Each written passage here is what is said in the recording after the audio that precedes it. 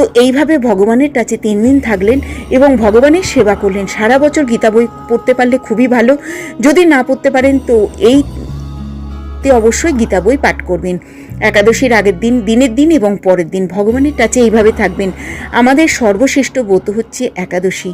আমাদের ভক্তের মধ্যে যেমন শিব শ্রেষ্ঠ, গঙ্গা, আমাদের নদীর মধ্যে গঙ্গা শ্রেষ্ঠ, আমাদের ব্রতের মধ্যে সর্বশ্রেষ্ঠ ব্রত হচ্ছে একাদশীর ব্রত।